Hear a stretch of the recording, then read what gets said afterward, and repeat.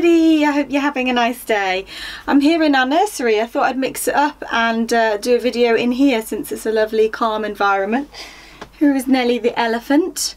I don't know when this is going to go out, guys, because I'm pre-recording it, but there is going to be a video on the Lisa Comfort channel on my nursery, so if that's already been out, I'm sure that the guys will link to that in the comments, and if it's not already out, watch out for it on the Lisa Comfort channel.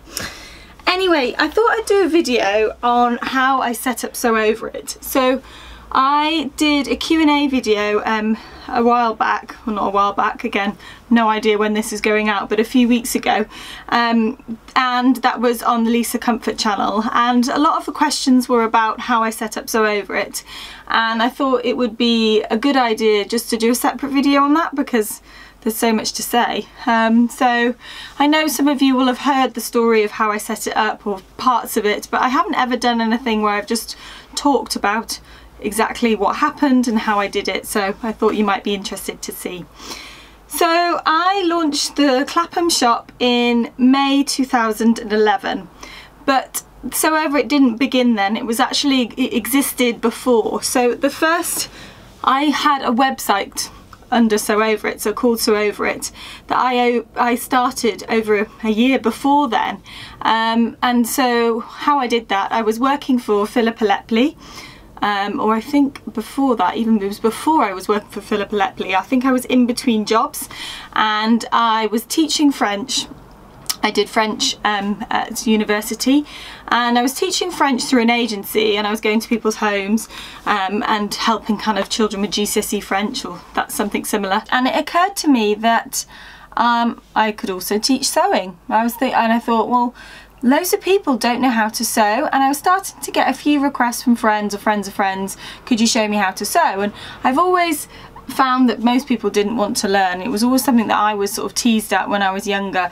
You know, why are you sewing? That's such a sad thing to do. But there was starting to get a little bit of rumbling that maybe people did want to. So I thought, well, what have I got to lose? I paid a friend's brother to set me up a basic site, called it Sew Over It, and when that launched, I offered sewing classes where I'd come to your house, and I had little mini classes where you could come to my flat and there would be like 3 people and we'd do a little mini class. Then I also did parties, so I did children's parties or hem parties where I'd go and run kind of sewing sessions, and then I also did alterations and commissions as well, so I was making clothes for people. So it was all under this kind of Sew Over It, and I ran that alongside my then job at Philippa Lepley's. So in the evenings or the weekends I'd go and teach people how to sew, or I'd be making dresses, so I made bridesmaids dresses and wedding dresses, or I'd do some alterations for people, and I was sort of building up that way. And I hated the alterations, and I didn't really like doing the sewing for people, because although it's not that I didn't, I think with that it's really like a lot of work making a dress for someone else if you haven't yet done that, and what people are prepared to pay, it's just not really worth it. So although it was lovely making wedding dresses and, you know, creative things like that, it wasn't really what I wanted to do, and I didn't enjoy it anywhere near as much as the teaching. So I found this, so I carried on doing this, and I was sort of going all over London. I mean, literally West London, North London, South London, East London, with my sewing machine sometimes, or if the customer had a sewing machine, I'd just go and rock up, and I wouldn't know what machine they'd have, and I just have to be like, right, this is how we're going to thread it, this is how we're going to do it. So I learnt a lot about a lot of machines quite quickly. And we would make clothes most of the time. Sometimes I'd do beginner classes where I'd be just showing them how to use their machine, and then I wouldn't see them again. And other customers I would see regularly, and we would kind of progress together, making their clothes, you know, have them, you know, progress through patterns and things. And through that, actually, I realised how bad the mainstream patterns were. So often, you know, I was getting confused at the instructions, and, you know, I was making so many things with them, and it made me realise what it's like to sew as a beginner and how much I just know and therefore can work out the patterns. So I could work out the instructions just because I knew what construction was like, but actually seeing it through the eyes of the beginner, I was like, gosh, these patterns are just shocking. Like, there's really not that, you know, useful information here. So yeah, that kind of was just niggling at the back of my head, like, Well, maybe one day I could do something about that. But the teaching side of things was the thing that really kind of took off. And so I can't remember, actually no, I can remember. I was really poorly at Philippa's. I had a suspected meningitis. It actually turned out to be viral meningitis, not bacterial meningitis, but for a time they didn't know, and I was rushed into hospital and I was off work for a few weeks, and I was just really poorly. And I realised, I was like, what am I doing waiting to do this? I've always wanted to have my own business. That's something I always knew that I wanted. I just wanted to make sure that what I did was going to be the right business, and that the timing was right, and that I'd got experience working for other people and other companies, because I think that's really important when you start your own business. You need to know what it's like to be an employee. You need to have got experience in other areas. And yeah, I didn't want to just come out of uni and just start a business. Plus I didn't have an idea then. So I kind of thought about that, and you know, I came back from work and I thought, gosh, you know, now's the time. I've got nothing to lose. Why don't I just do this? So I sort of started talking to people, and I would develop the idea in my head, and I started thinking, right, well, if I had a bricks and mortar, what would that be like? Where would that be? You know, what would we do there? How would I make, you know, the rent? How would I make it make money? And actually the model for classes is really good. If you can get enough people in a class, then you can make good profit. It's just getting people in the class that's hard. And I knew that I could teach. I knew that people enjoyed my teaching, and I also knew I had some customers who were already talking about me. So even though it was a very small amount of people, I wasn't starting completely from scratch. So I decided that I was going to do this. I was going to bite the bullet and find a shop and open a space so that I could run classes, because the classes that I was doing from my home were really limited. They were just beginner classes. I couldn't do anything which required big tables for cutting out. I couldn't do any dressmaking, and so the people that I had, I sort of was passing them on to other places, and there wasn't anything like whatsoever it is now then. You could go to colleges, so you could go to like the subsidised colleges, the adult education centres, or you could go to London College of Fashion. And London College of Fashion was super expensive. I'd already done a course there actually, and not only was it really expensive, but it was also really, the class sizes were really too big.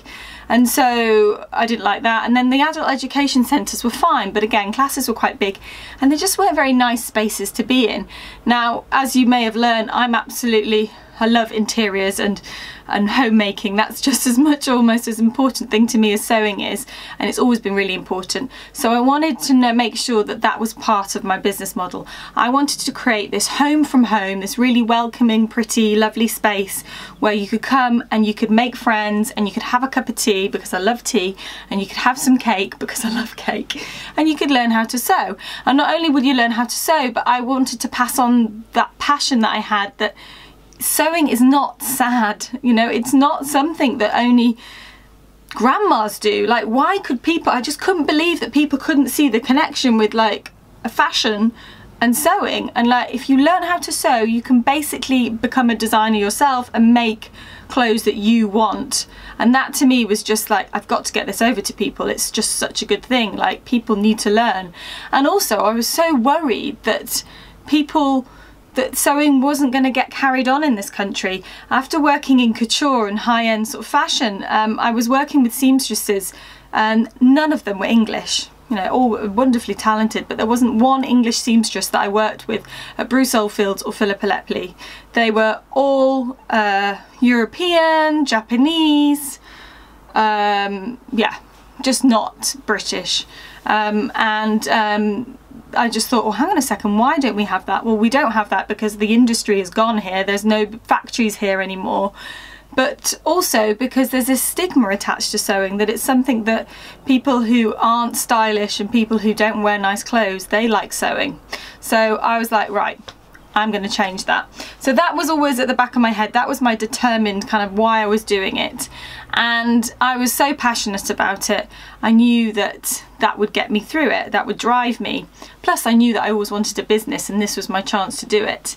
So the first stage was actually securing the money. Now I was incredibly lucky, because in 2011 when I opened the shop, it was just we were coming out of the recession. So it's actually a really good time to start a business, because your business grows with the economy. That said, it's bad in that there's no funding. I looked at all the funding, I looked at all of grants, loans, that just wasn't going to happen. So my parents incredibly kindly offered me some money. Now, the money that they gave me, they basically had, my sister's older than me, and they basically saved up for me and my sister to have a small, well, not a small amount of money, a generous amount of money, but we could have to use for a wedding, or if we wanted to put towards a house. And my sister had put it towards a house, and you know, they said, look, you know, you could have this for the business, but obviously that means no more money. You're not going to have a massive wedding, you're not going to be able to do, you know, buy the house or whatever. So that was the decision I made, and yeah, they fully supported me and were amazing, and I could not have done it without that, because I was able to start the business without a big loan hanging over me, which was a really good thing to have. So that said, the money didn't go that far, and I had to do a lot of serious budgeting. So I knew I had my money, I knew I was still working part-time at Philippa's, I think by then, or maybe I'd stopped. She'd been really flexible and allowed me to go down part-time a bit, so I was doing a little bit for her, but I also had loads of other jobs. I was making wedding dresses still to try and make money, and I was doing this and that. I was still teaching French, I was still obviously teaching through the Sew Over It's website. I was very busy trying to make ends meet, but what I wasn't able to kind of save that much. All I was able to do is save a little bit so that I'd have a bit of a runway once I opened the shop, and I didn't have to start taking money from the business straight away. So the next thing was finding the property, and that was quite hard. Now at the time I was living in Clapham, and so I built my business from Clapham. I felt like I'd, you know, knew a lot of my customers were in Clapham or that area, and I felt like I understood Clapham and the kind of the demographic. I actually did quite a bit of research. I looked into the census, I looked into the disposable income and the demographic of the area, and at that point I didn't think that the rest of London would come down, so I wanted to know that that area of London, that pocket, had enough potential customers that it would work. So there was another fabric shop, Fabrics Galore, over on the other side of Clapham, and there was a very run-down, funny little fabric shop that's still there on Clapham High Street, called Jeanette's, but I wasn't like worried about that. And so I was like, well, I think there's an opportunity here. I don't think there's there were some other people starting to offer sewing classes, but you know, it was different, and it wasn't with the model of a shop as well. So and the idea then came of the sewing cafe, where you could come in, have a cup of tea and some cake and work on your own projects. And that came from France. There was a place in France, that in Paris, that was doing it, and they closed down a year after I opened actually, but they had started this idea of like an internet cafe where you pay per hour and you can use the sewing machines. So I thought I should incorporate that, and I actually did go over to Paris with Matt, and we went and visited it, and you know, it was fine, it was great, but I was like, I think I could do this better, and I couldn't understand how they were making money if they were just doing that. I was like, that's not enough. And obviously they weren't making money because they had to close.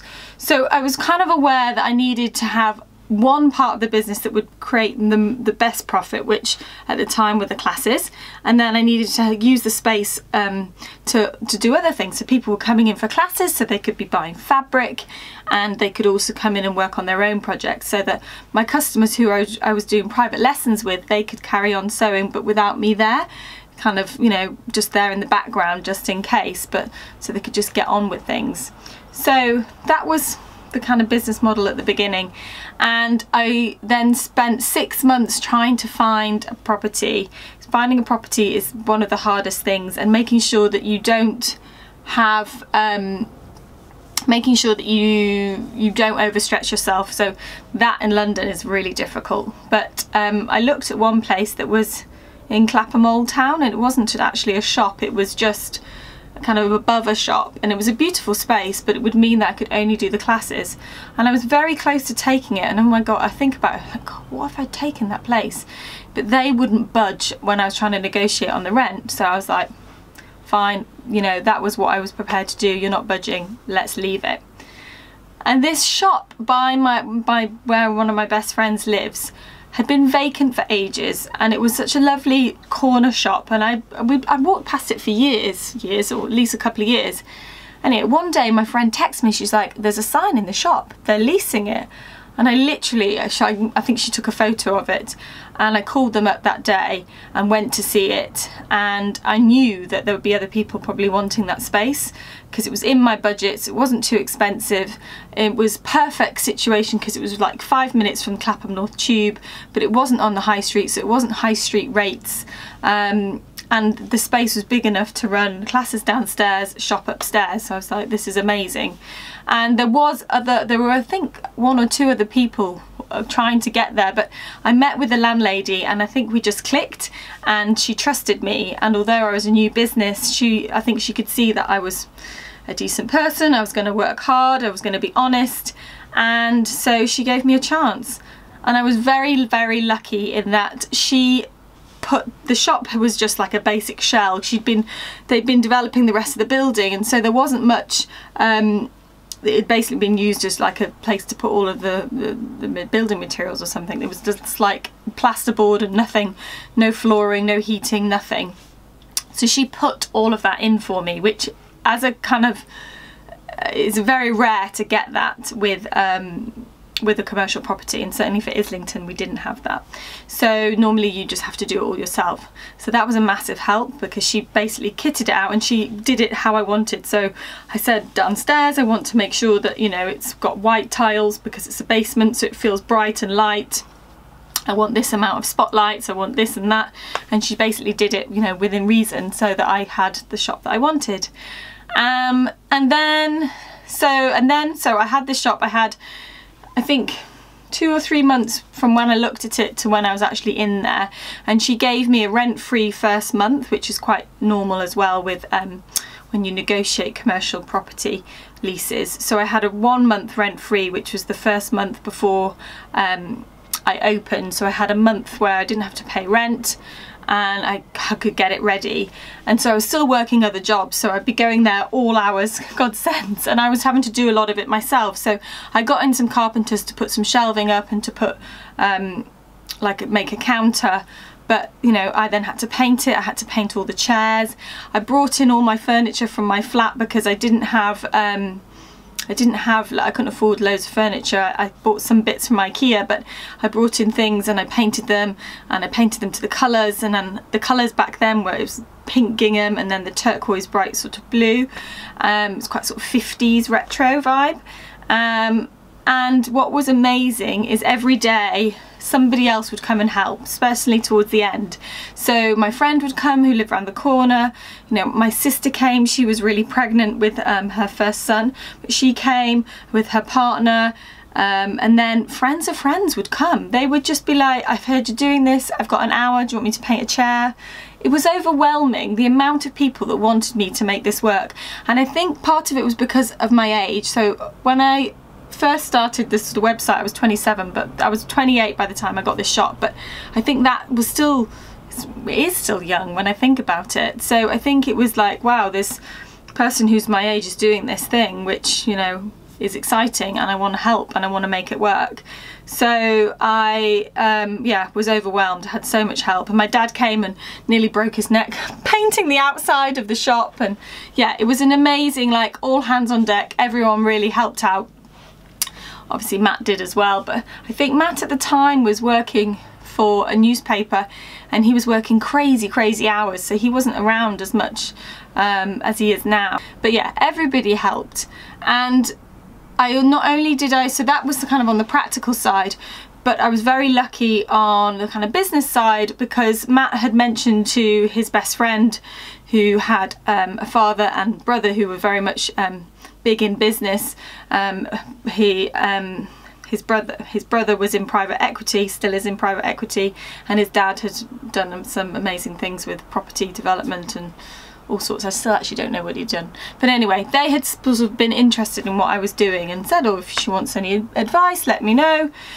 And I ended up going to see his brother and he has been amazing. So for the first 4 years I would see him relatively regularly, and he would sort of mentor me through things, and so we would look at the figures and the business side of things, and sometimes we'd talk about the other sides of the business that were difficult and which weren't to do with kind of business and money, but you know, it might have been to do with people or the fact that I was exhausted or whatever it was. But it was an amazing and generous kind of gift that he gave me to kind of give his time up.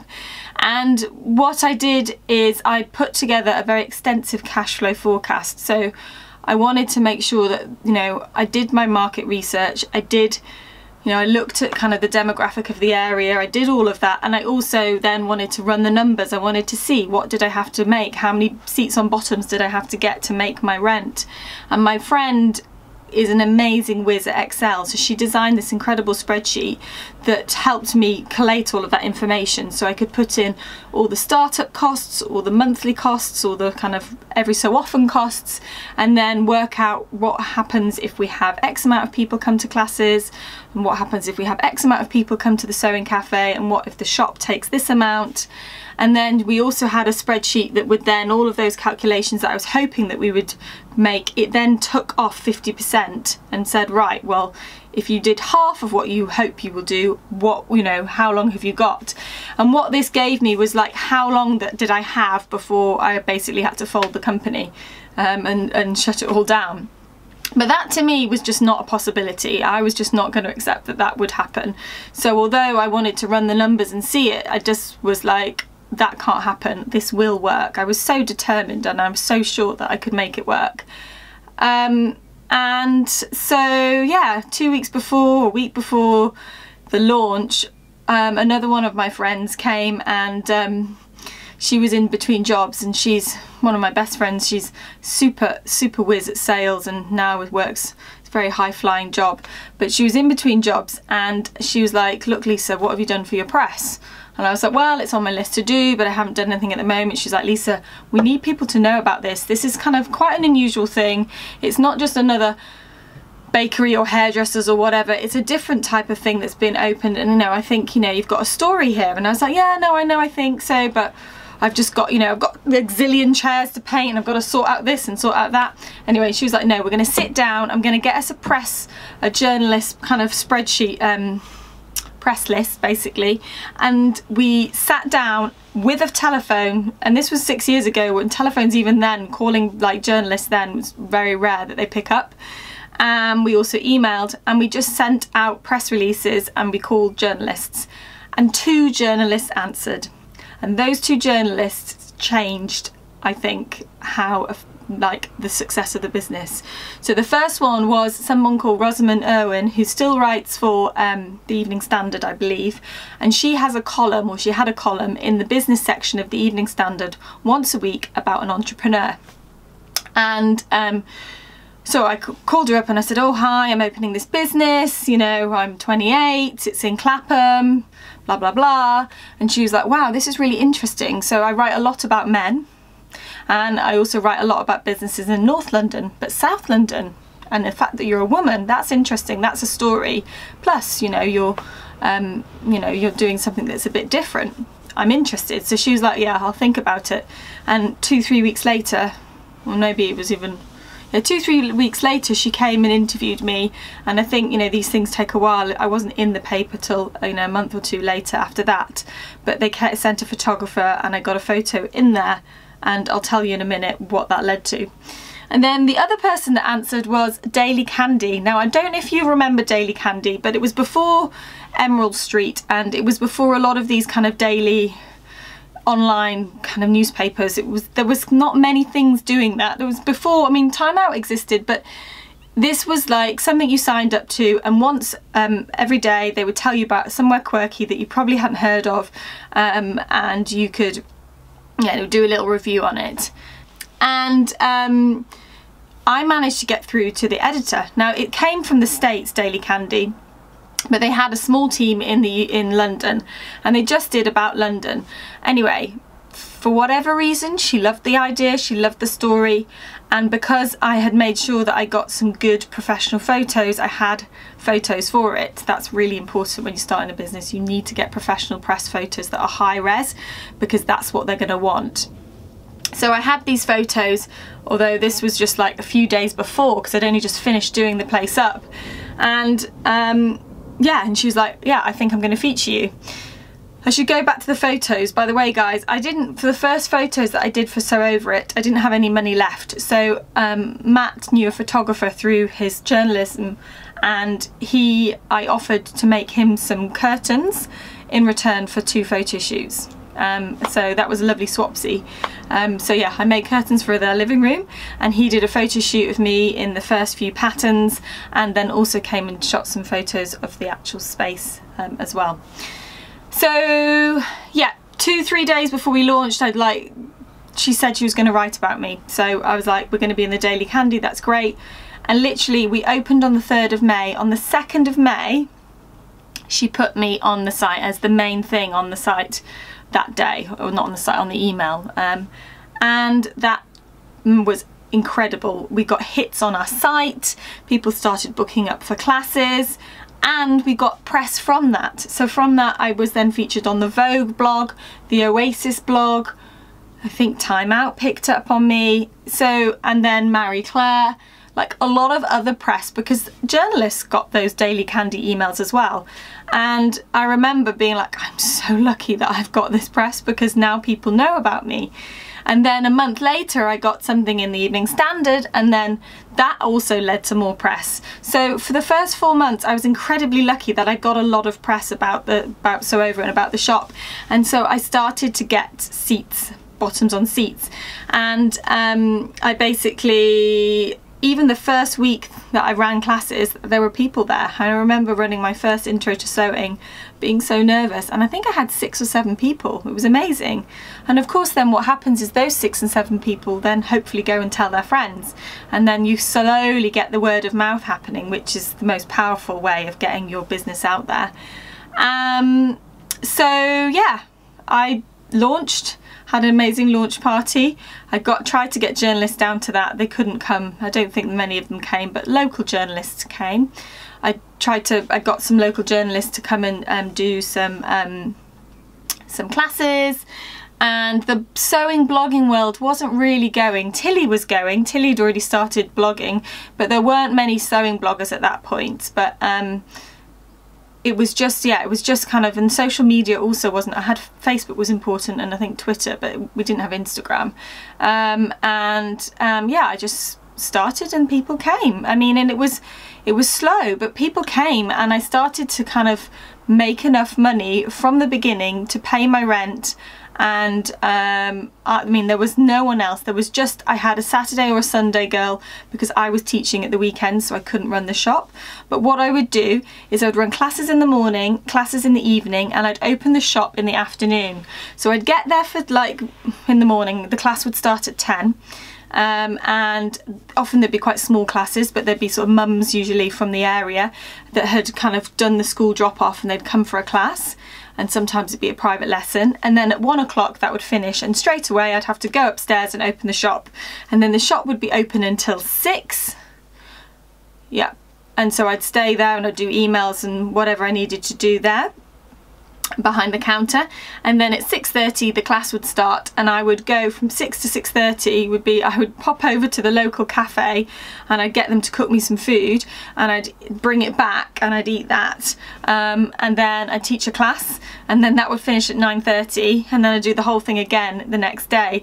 So I didn't have any staff costs apart from at the weekends when I was running the classes. At the weekends I needed someone to be in the shop, so at least I kind of only had small kind of costs, and of course I did all the cleaning. We didn't have a cleaner or anything like that. So for the first 6 months it was basically, I would work, so we were open Tuesday through to Sunday. Mondays we were closed, which we've still kept as our day that we're closed, but I would teach Tuesday, Wednesday, Thursday evenings, and sometimes I'd run party events for children or for adults on Fridays. And then I teach all weekend. So I was doing these crazy days, mainly Tuesday through to Friday, Tuesday through Wednesday, Thursday were like the longest days because I was teaching so much and running everything, and I was on my own the whole time. And then Fridays were a bit easier because I didn't always have something in the evening. And then Saturday and Sunday I just had to teach all day, and that's when we do our weekend courses. And then Monday I would just collapse. But Monday I'd still have to kind of check emails and things, but at least I didn't have to be at the shop. And that's how I started it, and I did that for 6 months really. And the adrenaline gets you through those first few months, but then obviously you get to a point and it's just not sustainable. Also, on top of that, I no longer lived in Clapham, which was one of the silliest things ever, but I really wanted to move in with Matt, and we'd been going out for a while, and Matt is a North Londoner, and anyone who's a North Londoner will understand that living in South London is not what they want to do. And so we moved in together, but I had to move in with him in Highbury in Islington, and so I was living an hour away from the shop from the day one. It was just crazy. So that was also exhausting. And yeah, so going back to another changing point, what happened was that piece got in the Evening Standard, and I remember being disappointed after the first. It was in the paper, and I was then watching the bookings that evening. I was like, there's not even that many bookings. I'm really disappointed this hasn't had the impact I thought it would. The next day, I got 4 telephone calls from publishers, all wanting to speak to me about me doing a sewing book. Now this was 3 months into opening the business, if that, I think. And I was like, I just couldn't believe it. I was like, oh my gosh, okay. And it just so happened that the week before, Matt's mum had brought her friend down to meet me, and her friend was a literary agent for illustrated books. And she said, oh, you know, this is great what you're doing here, Lisa. Maybe in a year's time we could look at doing a book together, you know. I was like, oh, that'd be fab, you know, great idea. One day, got excited by that. And then on this day after this Evening Standard article, I was getting all these phone calls. I called her up and I was like, I'm getting phone calls now. I think I need you to come on and be my agent right now. And so she took me on as an author, and she became my agent that day. And she then, I directed all the calls to her, and we were then in this incredible position where I think I had 5 or 6 publishers that were all interested in me, and I was going to meetings to meet them, and they all wanted to hear my ideas of what book I would do. And it just so happened that the timing of when I opened the business, you know, I got the feeling right. You know, there was this rumbling that sewing might be something that, you know, people want to do, and the craft revolution had just started to take off. So all the big publishers were looking for a sewing author. They had a knitting author already, but they didn't have a sewing author, so they were all looking for filling this spot. So I was just incredibly lucky that, you know, I could be that person. And we then had a very surreal experience where I basically got to pick the one that I wanted based on how much money they offered, and also whether they offered a 1-book deal or a 2-book deal.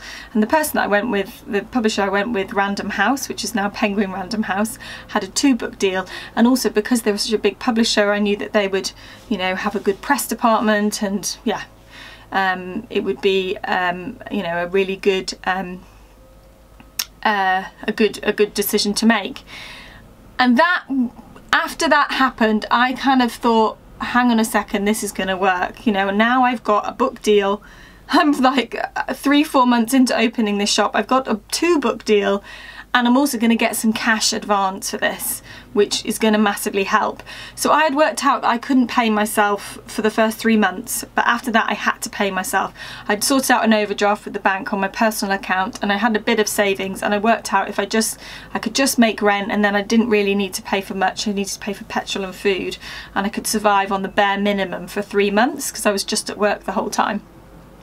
So so when I've, you know, signed this deal for this book deal, I then got this advance, and that advance made it possible for me to hire somebody. And that was Georgie, who still teaches at Sew Over It today, which is amazing that she's still with us. She kind of comes back and forth, but yeah, it's nice that she's still teaching with us. But she started off as my kind of assistant and like helping in the shop, and I took her on 4 days a week, and that massively helped. So 4 days a week she she basically would be there, you know, 9 to 5 or 9 to 6 whenever we were open, and so I didn't have to rush off after I taught the classes. And then we had the weekend team, so it just became easier, which was a massive help. And then from there, it kind of, things started to kind of develop. So I'd been very much focusing on the classes, but I started to think about the patterns, and I thought, you know, going back to this whole idea that the patterns out there were really poorly written. And I already had like little kits that I did, so I'd have like the full circle skirt and fabric and instructions. I'd already done that, but I wanted to do more. So that's when I started to do more, and I actually brought in other teachers. So Julie, who you know, well, who you may not know, but Julie's been with me from the beginning. She, I met her at Philippa Lepley. She used to do a few classes and help me with the patterns, and we kind of grew from there. And then we launched the first 3 patterns a year and a half later. Yeah, which is the tea dress, the 1940s tea dress, the shift dress, and the Betty dress.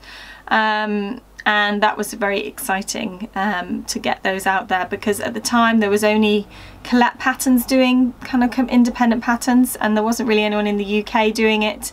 So and I found this amazing illustrator who we still use, who does the beautiful ladies on the front cover, and it was all looking lovely and retro, and yeah, it was great.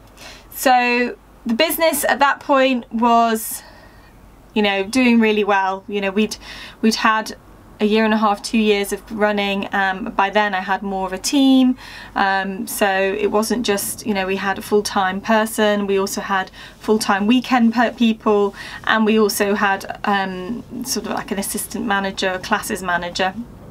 So yeah, it was doing well, and I was kind of seeing it grow, and we basically grew with the craft revolution and was happening, and with the economy, and how London, you know, London was coming out of the recession, and everything was looking more positive, and the business has just grown and grown and grown through that. And as sewing has become bigger and bigger and bigger, the word has got out there more. Things like Molly Makes, they launched around the same time I did, and you know, we've kind of grown together in a way. So I'm always very fond of Molly Makes, because I feel like we were in it together from the beginning.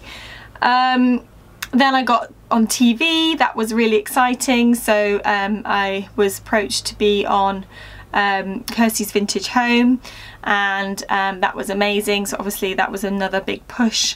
And then I was on an Alan Titchmarsh show.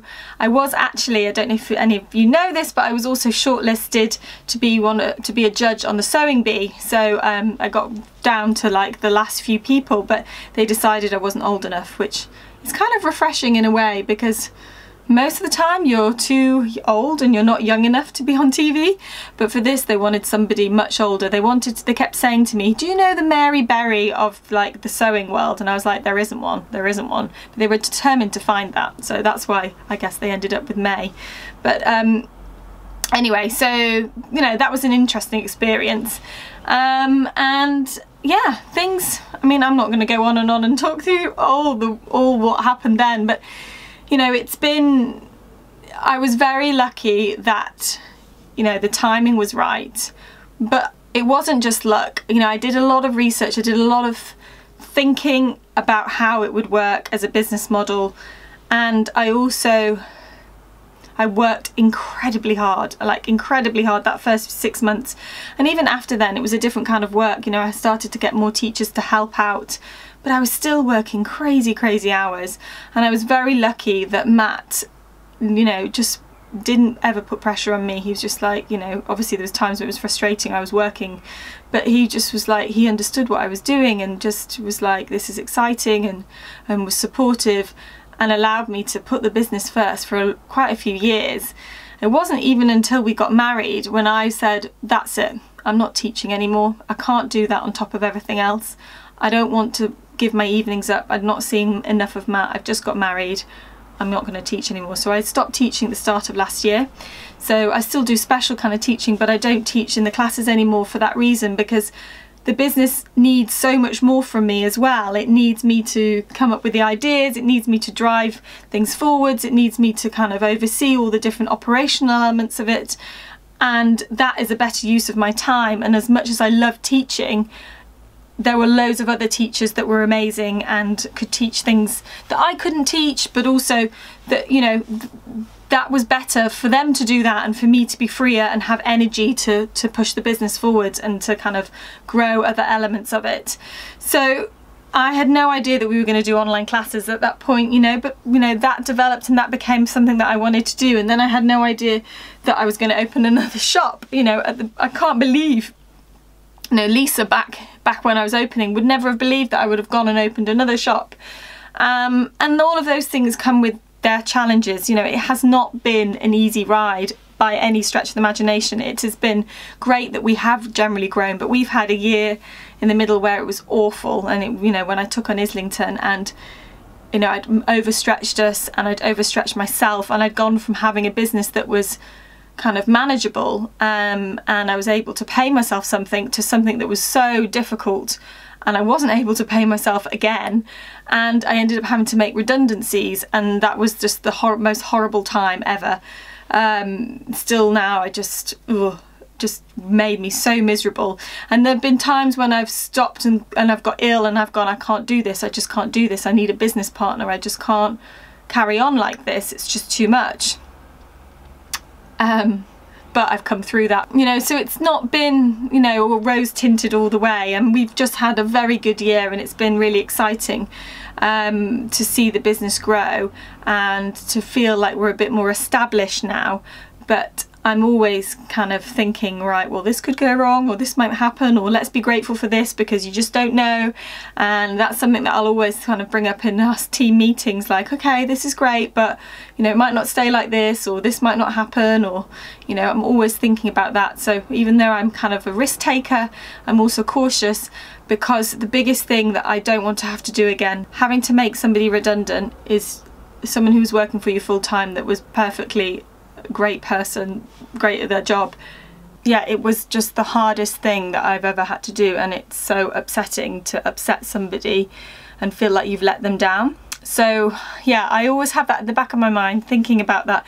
So although, you know, we're pushing things forwards, I'm always thinking, you know, okay, well, let's be cautious here, because you know, people have given up their time to work for the company and they need security. And yeah, I want to make sure that we can all keep them and keep growing, so that's very important to me.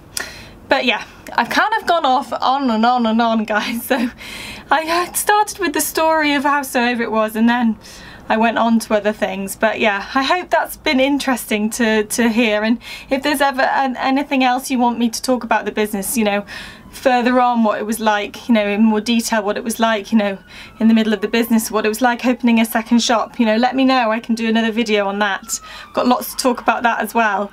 But yeah, that is our story. I'm incredibly lucky that I've got this amazing business, and it feels very special that my baby is being born at exactly 6 years on from when my first baby, So Over It, was born, in a way. So Over It was launched on the 3rd of May, and my baby's due on the 4th of May. So I'm sure it won't come on that date, but it feels, yeah, it feels quite strange that they've sort of coincided like that. But I am lucky that we've got this amazing business, but it's also, I know, and I don't do this enough, but I know it's because I've worked so hard for 6 years, as have the team, to build it. And it feels right now to give something else priority, and yeah, take a little step back. So, and then come back again and have to have them both as priorities and juggle it all, and anyway. So there we go, guys. I need to have a cup of tea. I feel quite exhausted from telling all of that.